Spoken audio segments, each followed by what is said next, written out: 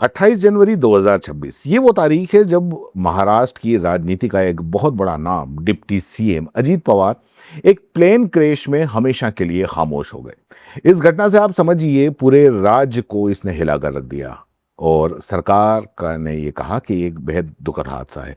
पर सवाल ये है कि क्या सच में ये सिर्फ एक हादसा था? देखिए, ये सवाल हादसा या साजिश, ये सवाल इस पूरी कहानी को ट्रेजेडी से मिस्ट्री में बना देता है। और आज हम इसी रहस्य की परतें कुछ खोलने की कोशिश करेंगे और उन सबूतों और दावों को देखेंगे कि जिन्होंने इस घटना को महाराष्ट्र की सबसे बड़ी राजनीतिक पहेलियों में से एक बना दिया। तो चलिए कहानी शुरू करते हैं, क्योंकि इसमें नाम अशोक खरात का भी जुड़ा हुआ है, इसलिए अभी बात करना बहुत जरूरी है। अब जहां से ये मामला शुरू होता है अजीत पवार की उस आखिरी उड़ान से। समझते हैं कि आधिकारिक तौर पर क्या बताया गया था। सुबह का समय था और अजीत पवार अपने प्राइवेट जेट, एक लेयर जेट 5 स्टार से ये मुंबई से बारामती की ओर निकले। बारामती के पास ना विजिबिलिटी बहुत ही जो थी वो खराब थी। पायलट ने दूसरी बार जो लैंडिंग थी उस लैंडिंग को करने की कोशिश की। तभी प्लेन का जो कंट्रोल था वो कंट्रोल चला गया और विमान जमीन से टकरा गया और देखते ही देखते विमान आग का गोला बन गया। अजीत पवार समेत उस प्लेन के अंदर मौजूद जो 5 लोग थे उनकी मौके पर ही मौत हो गई। अब जाहिर सी बात है कि सरकार ने 3 दिन का राष्ट्र की जो शोक था उसको घोषित किया। पहली नज़र में ये एक बहुत दुखद हादसा लग रहा था, लेकिन कहानी यहाँ ख़त्म नहीं हुई, बल्कि कुछ ही दिनों में जो ऑफिशियल कहानी बताई गई उससे पहली बार किसी उसको चैलेंज किया और बस यहीं से शक की जो सुई है वो साजिश की तरफ घूमने लगी।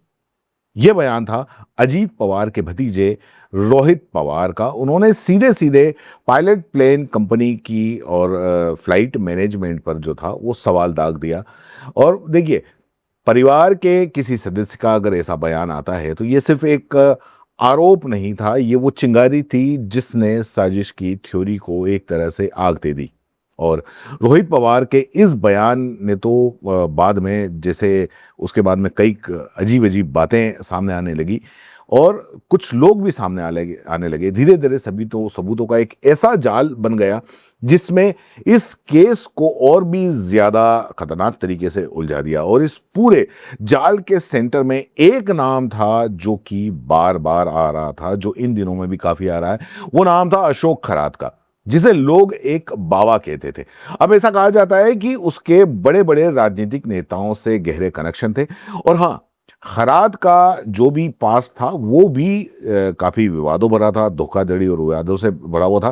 पर सवाल यह है कि एक प्लेन क्रैश में इस बाबा का नाम आखिर क्यों आ रहा था। यहां से जो मामला है वो काफी सीरियस हो जाता है। और एक सोशल एक्टिविस्ट है अंजलि दमानिया, उन्होंने एक बहुत बड़ा दावा किया। उन्होंने कहा कि क्रैश से ठीक एक दिन पहले, क्रैश वाले दिन और क्रैश के अगले दिन यानी कि 27, 28 और 29 जनवरी, इन तीनों दिन समता क्रेडिट सोसाइटी में अशोक खरात के नाम पर बहुत बड़े, मतलब बहुत ही बड़े और अजीब फाइनेंशियल ट्रांजैक्शन हुए। सोचिए, इतना बड़ा पैसे का हेर फेर है, वो भी ठीक उसी वक्त जब यह हादसा हुआ। क्या इसे एक इत्तेफाक माना जाए? ये शक और भी तब बढ़ जाता है जब कॉल डिटेल रिकॉर्ड्स यानी कि सीडीआर जब सामने आया। सीडीआर में क्या होता है कि आपके फोन की जो सारी कॉल्स और मैसेज है उसकी जानकारी होती है। तो इस डेटा से यह पता चला कि 27 से 31 जनवरी के बीच अशोक खरात के फोन पर समता पंथ संस्थान से लगातार, मतलब नॉन स्टॉप एसएमएस आ रहे थे। मैसेज का ये जो था वो एक अजीब पैटर्न था और इससे इन्वेस्टिगेटर्स का ध्यान अपनी ओर खींच लिया। और फिर कहानी में एक बहुत बड़ा और बढ़िया अजीब एंगल जुड़ा। रोहित पवार ने यह दावा किया कि कुछ वक्त पहले अजीत पवार के घर के बाहर काले जादू जैसी कुछ एक्टिविटीज की गई थी। और हैरानी की बात यह भी है कि इसमें भी अशोक खरात का ही नाम सामने आया। तो आप देखिए कि जो पजल है उस पजल के 3 टुकड़े थे, वो 3 टुकड़े जुड़ गए। पैसे का अजीब लेन देन, संदिग्ध सीडीआर डेटा और अब काले जादू के आरोप। और अब ये कनेक्शन आप देखिए, जब जो जांच में जो पता चला कि अशोक खरात अक्सर सीएसआर कंपनी के प्लेन से ही ट्रेवल करता था, और यही वो कंपनी थी जो अजीत पवार का प्लेन भी ऑपरेट कर रही थी। मतलब जिस बाबा का नाम पैसों के लेन देन से जुड़ रहा था, काले जादू से जुड़ रहा था, उसके डायरेक्ट कनेक्शन उसी एविएशन कंपनी से भी था जिसका प्लेन क्रैश हुआ। अब इतने सारे सबूत और दावे के बाद भी इन्वेस्टिगेशन एक ऐसे पॉइंट पर आकर रुक गई जहां से आगे कोई रास्ता नहीं दिख रहा था। सच का एक बहुत बड़ा हिस्सा आज भी अधूरा है।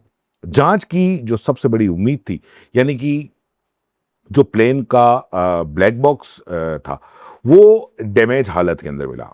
आपको पता है कि एक ब्लैक बॉक्स को इतना मजबूत बनाया जाता है कि वो सबसे भयानक हादसों के बीच भी वो बचा रहे, और उसका इस तरीके से डैमेज मिलना ये अपने आप में एक बहुत बड़ा सवालिया निशान था।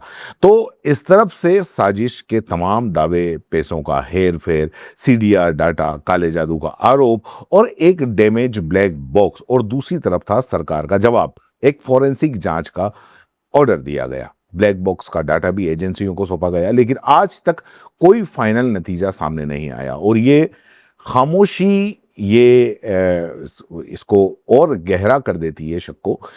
और इसी अधूरे सच के साथ अब हम आकर खड़े हो जाते हैं कुछ अनसुलझे सवालों के साथ, और ये वो सवाल है जो आज भी महाराष्ट्र की राजनीति की गलियारों में गूंजते हैं। क्या हादसे के ठीक वक्त पर हुए वो बड़े बड़े फाइनेंशियल ट्रांजैक्शन सच में एक इत्तेफाक थे, या इसके पीछे कोई राज था? उस सीडीआर डाटा में जो लगातार मैसेज आ रहे थे, उसका असली मतलब आखिर क्या था? वो किसके इशारे पे हो रहे थे? और सबसे बड़ा सवाल, क्या सच्चाई हमेशा के लिए उस टूटे हुए ब्लैक बॉक्स के अंदर दफन होकर रह गई?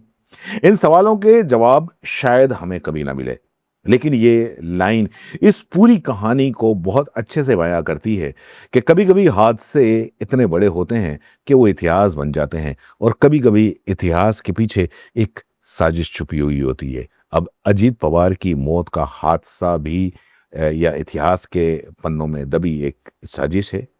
इसका जो फैसला है वो फैसला अब वक्त ही करेगा। आपका क्या कहना है? कमेंट बॉक्स में इस कहानी के बारे में जरूर बताएं।